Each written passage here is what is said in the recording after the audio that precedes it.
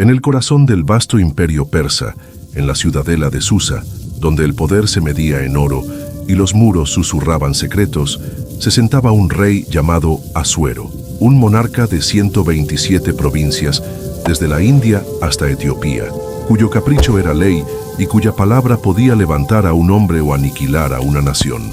Y a su lado, en un trono adornado pero solitario, se sentaba la reina Esther, una joya en la corona del rey, cuya belleza era tan profunda como el secreto que guardaba en su alma. Nadie en la corte, ni siquiera el propio rey, sabía que bajo el nombre persa de Esther latía el corazón de Hadasa, una joven judía, huérfana y exiliada. Un día, la armonía calculada del palacio se hizo añicos. Un hombre llamado Amán, el segundo más poderoso del reino, un hombre cuyo orgullo era tan grande como su desprecio por el pueblo de Esther, se arrodilló ante el rey. Con palabras envenenadas de odio, tejió una red de mentiras sobre un pueblo esparcido por el imperio, un pueblo con leyes diferentes, un pueblo, decía él, que era una amenaza, y el rey Asuero, sin indagar, sin cuestionar, le entregó su anillo de sellar. Con ese simple gesto, el destino de una nación entera fue sellado. Se escribió un edicto, se tradujo a todas las lenguas y se envió por los correos más rápidos a cada provincia. La orden era irrevocable, terrible en su simplicidad. En el día 13 del 12º mes, todos los judíos, jóvenes y viejos, mujeres y niños, debían ser exterminados y sus bienes confiscados. La noticia cayó como una plaga sobre el imperio. En Susa, fuera de los muros del palacio, el lamento se elevó como un humo amargo. Mardoqueo, primo de Esther, el hombre que la había criado como a su propia hija, rasgó sus vestiduras, se vistió de cilicio y se cubrió de ceniza, llorando a las puertas del rey, donde nadie vestido de luto podía entrar.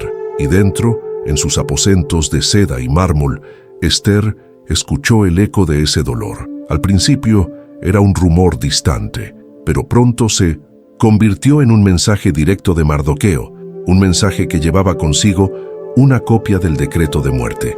El papel en sus manos se sintió más pesado que todo el oro del palacio. El terror, frío y absoluto, se apoderó de ella. No era solo la muerte de su pueblo lo que enfrentaba, sino la aniquilación de todo lo que ella era, de su pasado, de su identidad oculta. Estaba atrapada en una jaula de oro y los barrotes acababan de convertirse en acero. Su primera reacción fue el miedo, la parálisis. Envió un mensaje a Mardoqueo, recordándole la ley persa, una ley que ella conocía demasiado bien. Cualquiera, incluso la reina, que se presentara ante el rey en el patio interior sin ser llamado, tenía una sola sentencia: la muerte. ¿Cómo podía ella, una sola mujer, cambiar el decreto de un imperio? Su respuesta fue la de una prisionera, no la de una reina. Creyó que no podía hacer nada. Para entender la profundidad de su miedo, debemos regresar en el tiempo, a una vida antes del palacio, a un nombre antes de Esther. Nació como Hadasa, en el seno de una familia judía de la tribu de Benjamín, exiliados lejos de su tierra. La tragedia marcó sus primeros años, dejándola huérfana, una hoja a la deriva en el vasto océano del imperio. Pero no estuvo sola. Su primo Mardoqueo la acogió, la amó y la crió, no como a una sobrina, sino como a una hija. En el secreto de su hogar en Susa, él le enseñó las historias de su pueblo, las promesas de un Dios que parecía lejano en esa tierra extraña.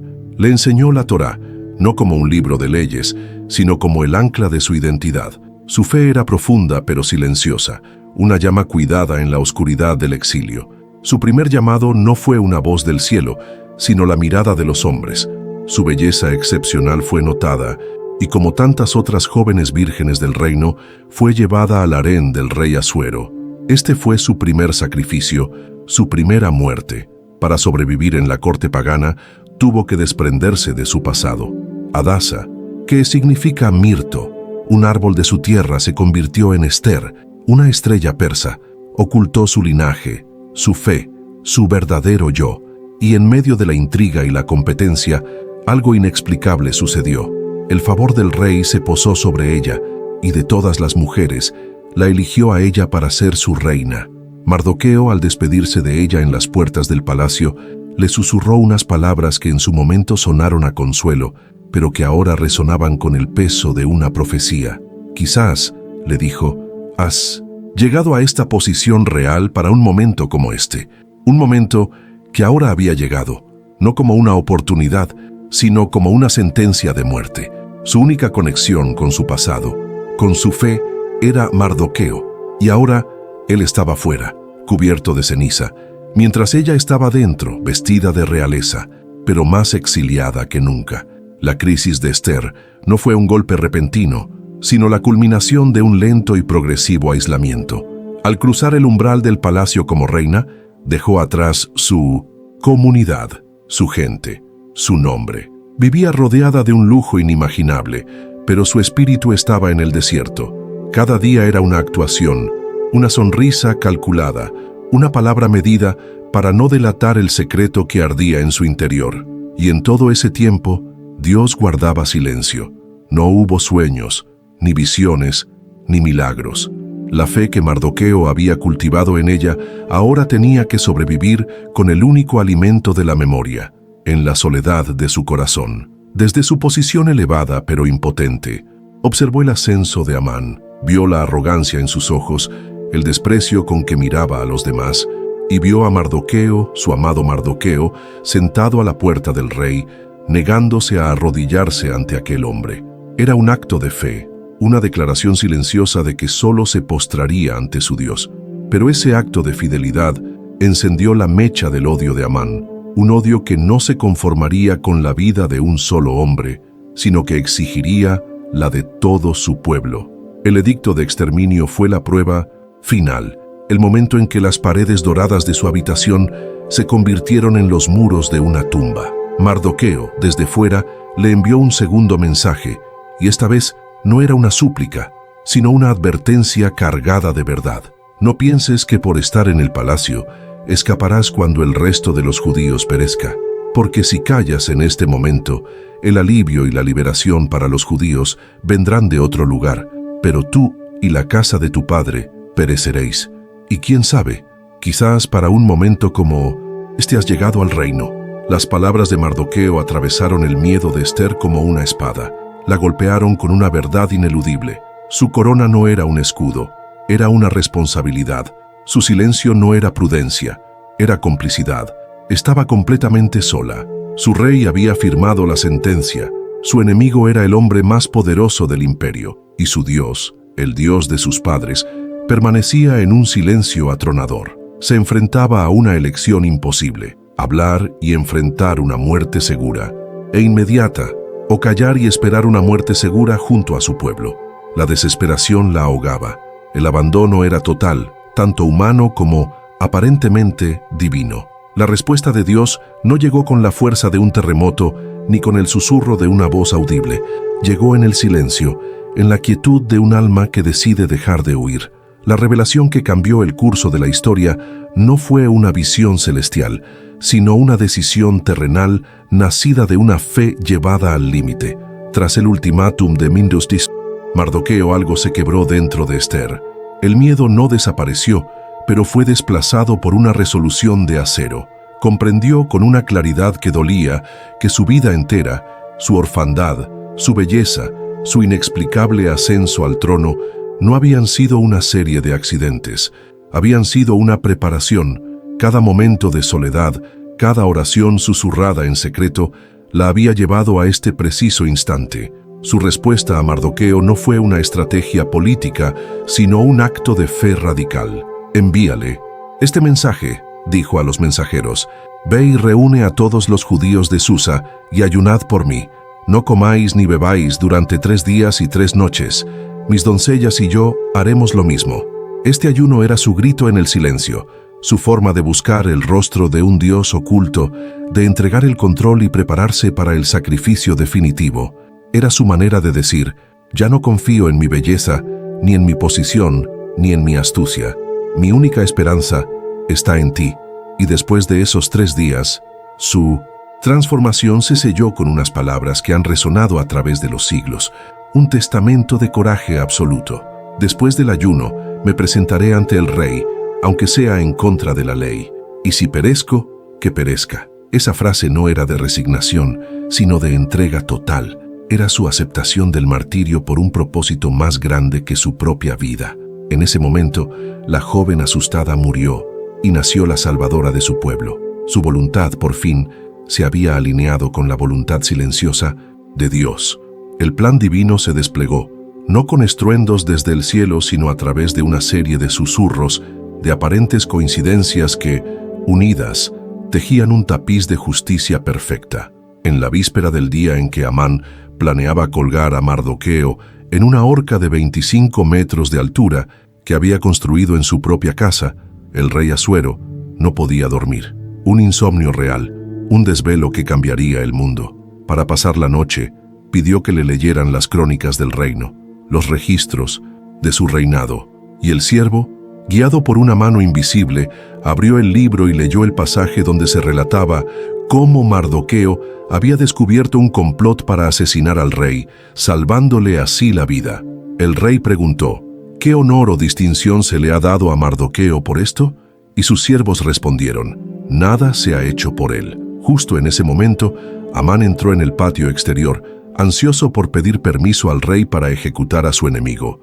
Antes de que pudiera hablar, el rey le preguntó, ¿qué se debe hacer por el hombre a quien el rey desea honrar? El orgullo de Amán se disparó. ¿A quién más podría querer honrar el rey sino a mí?, pensó, y describió el más glorioso de los desfiles, vestiduras reales, el propio caballo del rey, una corona y un paseo por la ciudad proclamando su grandeza.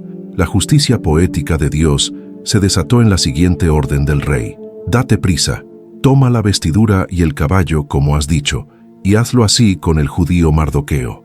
No omitas nada de todo lo que has hablado. La humillación de Amán fue tan pública y tan profunda como el honor que ahora se veía forzado a otorgar a su más odiado enemigo. Pero la mano de Dios aún no había terminado. En el banquete final, al que solo Ester, el rey y Amán habían sido invitados, el rey, animado por el vino, le ofreció a Ester hasta la mitad de su reino, y allí, con el corazón en la garganta, la reina oculta finalmente reveló su secreto. Si he hallado gracia ante sus ojos, oh rey, y si al rey le place, que se me conceda la vida y la de mi pueblo, porque hemos sido vendidos yo y mi pueblo, para ser destruidos, para ser masacrados y aniquilados. El rey, atónito, preguntó, ¿quién es? ¿Y dónde está el que ha osado hacer tal cosa? Y Ester, extendiendo su mano, declaró, el adversario y enemigo es este malvado Amán. El rostro de Amán se demudó de terror.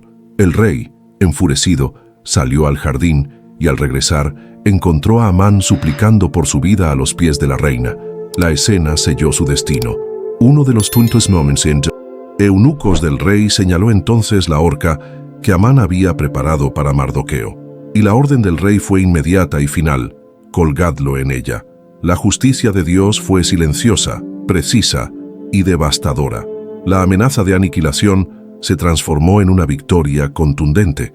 Mardoqueo fue exaltado, se emitió un nuevo decreto y el pueblo de Dios fue salvado. La historia de Ester nos enseña que incluso en el silencio más profundo, cuando parece que estamos solos y abandonados, una mano invisible está obrando, usando nuestras decisiones, nuestro coraje y nuestra fe para cumplir un propósito que solo la eternidad revelará por completo. El pergamino en sus manos pesaba más que la corona sobre su cabeza. Fuera de los muros de mármol del palacio de Susa, un lamento se extendía por la ciudad, el sonido de una nación sentenciada a muerte. Pero dentro, en el silencio dorado de sus aposentos, la reina Ester solo sentía el frío del papel, un frío que le helaba el alma. Cada palabra del edicto, sellado con el anillo de su propio esposo, el rey Asuero, era un clavo en el ataúd de su pueblo. Exterminar, masacrar, aniquilar a todos los judíos, jóvenes y vieños, mujeres y niños, en un solo día. El decreto había sido idea de Amán, el hombre más poderoso del imperio después del rey, un hombre cuyo orgullo era tan vasto como su odio. Y el rey, ajeno al secreto que su reina guardaba en lo más profundo de su ser, había consentido. Ahora, el destino de millones de almas pendía de un hilo, y ese hilo era ella, su primo Mardoqueo, El hombre que la había criado le había hecho llegar el mensaje desde las puertas del palacio, donde lloraba cubierto de ceniza.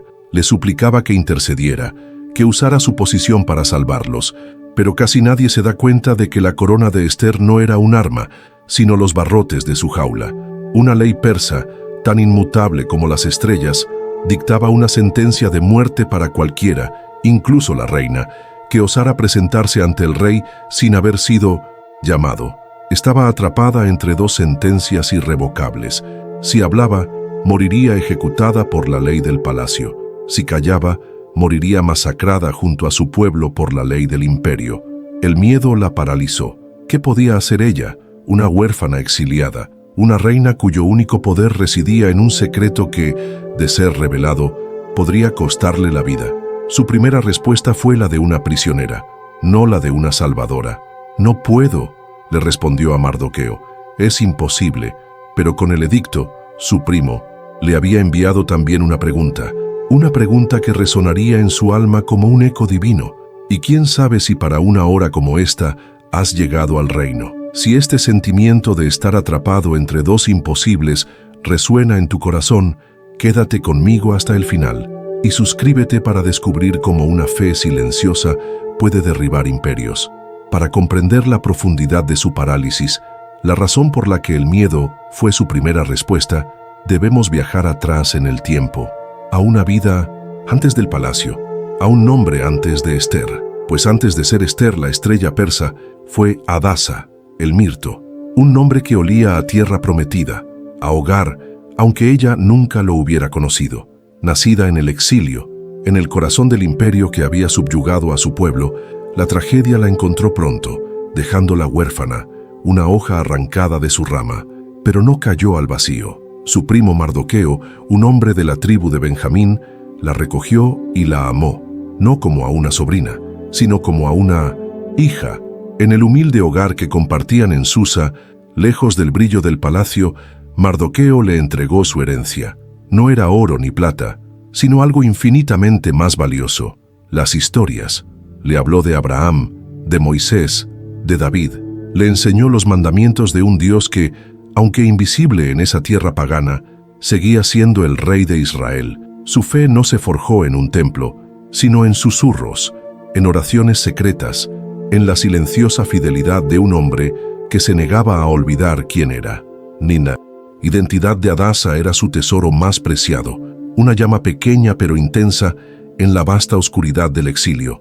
El mirto, su nombre, era el símbolo de su ser, una planta resistente, fragante, un recuerdo vivo de una tierra lejana. Pero entonces llegó el llamado del rey. No fue una voz del cielo, sino el decreto de un hombre. Buscaban a las jóvenes más bellas del imperio para el harén de Asuero, y la belleza de Hadasa no pasó desapercibida. Fue arrancada de su hogar, de la única seguridad que había conocido, y al cruzar el umbral del palacio, Mardoqueo le dio una orden que fue a la vez un escudo y una carga: no reveles tu origen ni tu pueblo.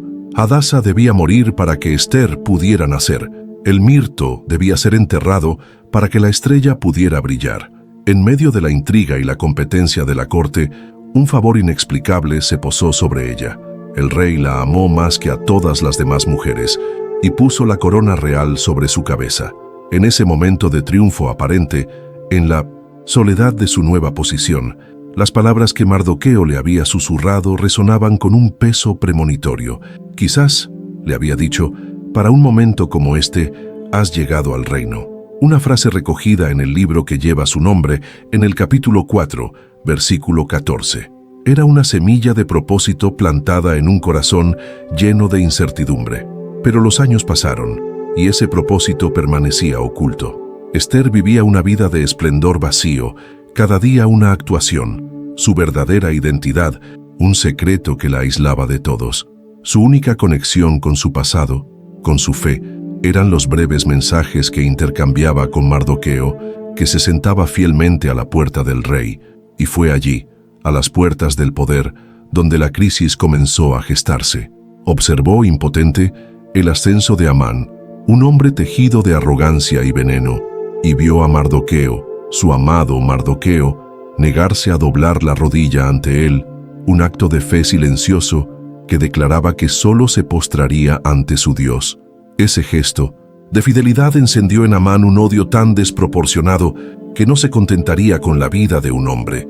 Exigiría la de todo un pueblo. El odio de un solo hombre se había convertido en la sentencia de muerte de una nación. Y en el centro de esta tormenta perfecta, la reina oculta se enfrentaba a una verdad aterradora. Las promesas que había aprendido de niña, las historias de un Dios que libra a su pueblo, parecían haberse desvanecido como el humo. Lo que vendría a seguir parecía negar toda esperanza, toda fe, toda posibilidad de salvación.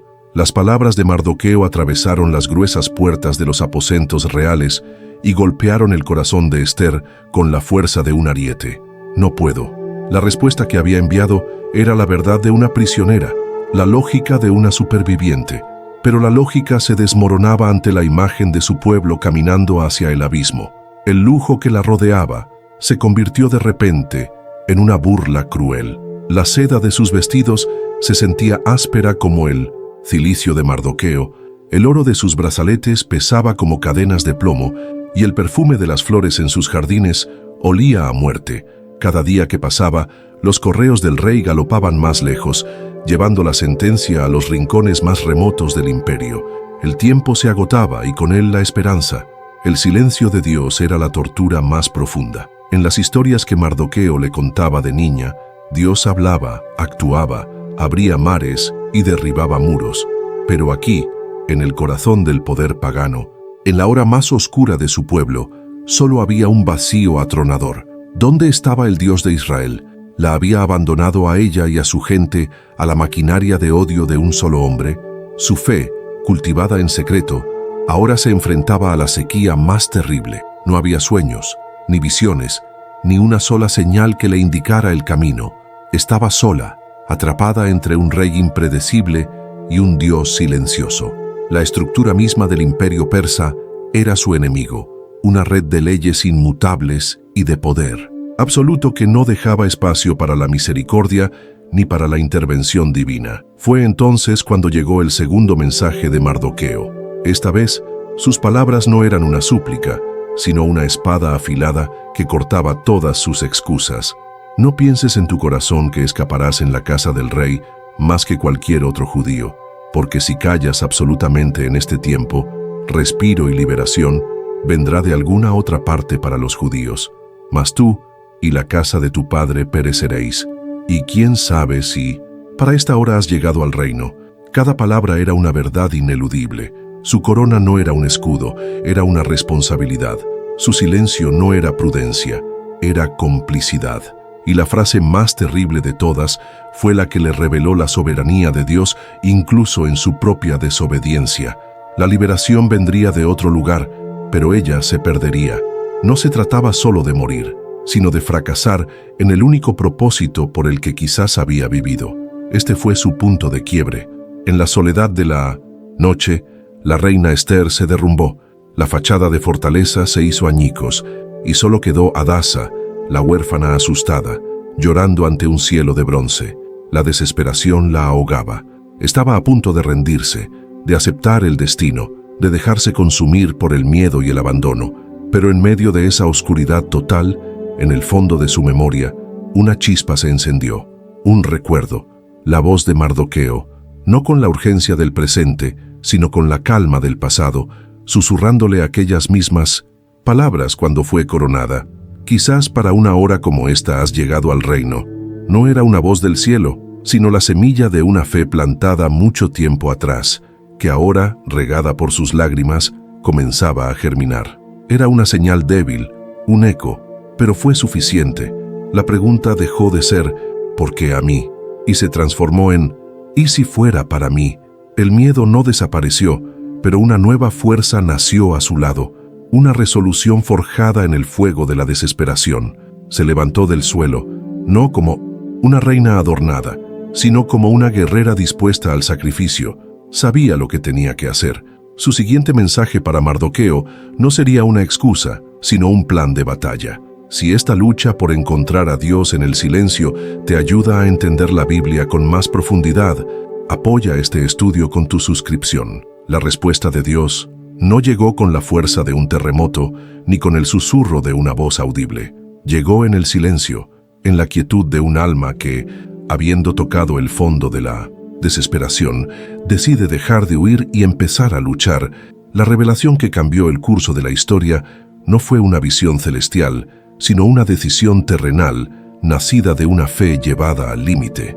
Tras el ultimátum de Mardoqueo, algo se quebró dentro de Esther.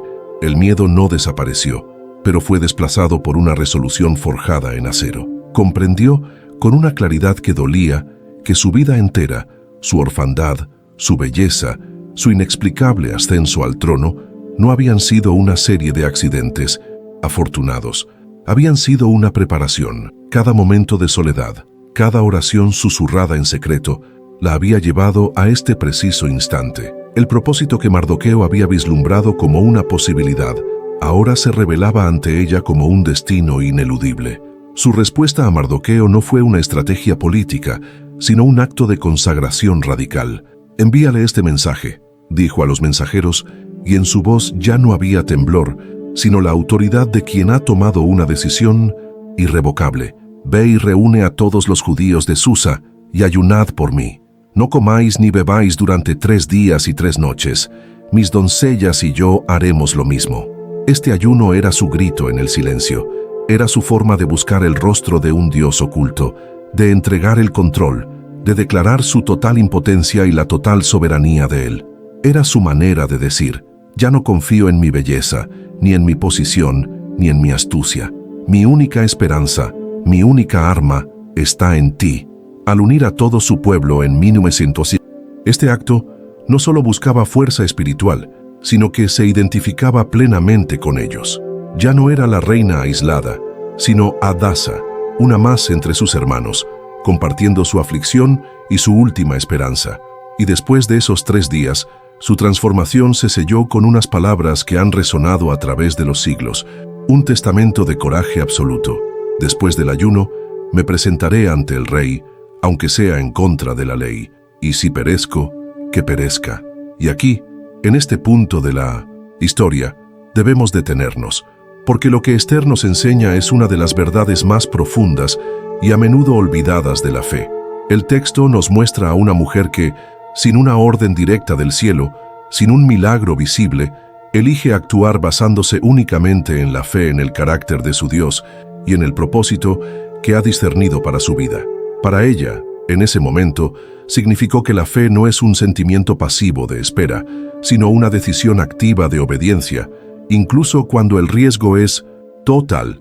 Su frase «si perezco, que perezca» no es la resignación de una víctima, sino la declaración de una mártir dispuesta, la entrega total de una guerrera que ha elegido su campo de batalla. En ese momento, la joven asustada murió y nació la salvadora de su pueblo. Y para nosotros hoy el significado es demoledor. ¿Cuántas veces esperamos una señal del cielo, una voz audible, mientras la voluntad de Dios ya está clara en las necesidades de quienes nos rodean y en los principios de su palabra? La historia de Esther corrige una idea muy extendida, que la guía de Dios siempre viene acompañada de señales espectaculares. A veces, la revelación más profunda no es la que desciende del cielo en forma de visión, sino la que asciende desde un corazón quebrantado que en medio del silencio decide obedecer. La voluntad de Esther, por fin, se había alineado con la voluntad silenciosa de Dios. Tu propósito no se encuentra en la seguridad, sino en el momento en que estás dispuesto a decir: «Sí, por hacer lo correcto perezco, que perezca», porque es en ese preciso instante de entrega donde la vida verdadera comienza. El plan divino se desplegó, no con estruendos desde el cielo, sino a través de una serie de susurros, de aparentes coincidencias que, unidas, tejían un tapiz de justicia perfecta. En la víspera del día en que Amán planeaba colgar a Mardoqueo en una horca de 25 metros de altura que había construido en su propia casa, el rey Asuero no podía dormir. Un insomnio real, un desvelo que cambiaría el mundo. Para pasar la noche, pidió que le leyeran las crónicas del reino, los registros de su reinado. Y el siervo, guiado por una mano invisible, abrió el libro y leyó el pasaje donde se relataba cómo Mardoqueo había descubierto un complot para asesinar al rey, salvándole así la vida. El rey preguntó: ¿qué honor o distinción se le ha dado a Mardoqueo por esto? Y sus siervos respondieron, nada se ha hecho por él. Justo en ese momento, Amán entró en el patio exterior, ansioso por pedir permiso al rey para ejecutar a su enemigo. Antes de que pudiera hablar, el rey le preguntó, ¿qué se debe hacer por el hombre a quien el rey desea honrar? El orgullo de Amán se disparó. ¿A quién más podría querer honrar el rey sino a mí?, pensó, y describió el más glorioso de los desfiles, vestiduras reales, el propio caballo del rey, una corona y un paseo por la ciudad proclamando su grandeza. La justicia poética de Dios se desató en la siguiente orden del rey. Date prisa, toma la vestidura y el caballo, como has dicho, y hazlo así con el judío Mardoqueo. No omitas nada de todo lo que has hablado. La humillación de Amán fue tan pública y tan profunda como el honor que ahora se veía forzado a otorgar a su más odiado enemigo. Pero la mano de Dios aún no había terminado. En el banquete final, al que solo Ester, el rey y Amán habían sido invitados, el rey, animado por el vino, le ofreció a Ester hasta la mitad de su reino, y allí, con el corazón en la garganta, la reina oculta finalmente reveló su secreto. Si he hallado gracia ante sus ojos, oh rey, y si al rey le place, que se me conceda la vida y la de mi pueblo, porque hemos sido vendidos, yo y mi pueblo, para ser destruidos, para ser masacrados y aniquilados. El rey, atónito, preguntó, ¿quién es? ¿Y dónde está el que ha osado hacer tal cosa?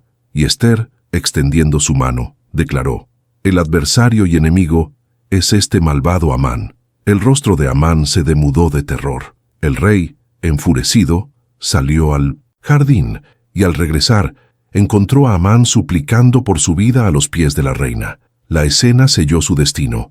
Uno de los eunucos del rey señaló entonces la horca que Amán había preparado para Mardoqueo, y la orden del rey fue inmediata y final: colgadlo en ella. La justicia de Dios fue silenciosa, precisa y devastadora. La promesa susurrada por Mardoqueo, que quizás había llegado al reino para una hora como aquella, se cumplió no a pesar del silencio de Dios, sino a través de él. El proceso de aislamiento, miedo y desesperación no fue un abandono, sino el crisol donde su fe se purificó hasta convertirse en un arma. El propósito se reveló en el momento exacto en que una reina oculta eligió morir a su propio miedo para dar vida a su pueblo. La historia de Ester nos enseña que, incluso en el silencio más profundo, cuando parece que estamos solos y abandonados, una mano invisible está obrando, usando nuestras decisiones, nuestro coraje y nuestra fe, para cumplir un propósito que solo la eternidad revelará por completo. Recuerda siempre esto: tu fe no se mide por las voces que escuchas del cielo, sino por la obediencia que ofreces en el silencio de la tierra. Persevera en tu llamado, incluso cuando el camino parece imposible y el riesgo es total, y vive con la certeza de que tu vida, como la de Ester, no es una casualidad, sino un instrumento preparado para una hora que quizás está a punto de llegar. Si esta historia ha hablado a tu corazón, compártela e inscríbete para que sigamos descubriendo juntos las profundidades de su palabra.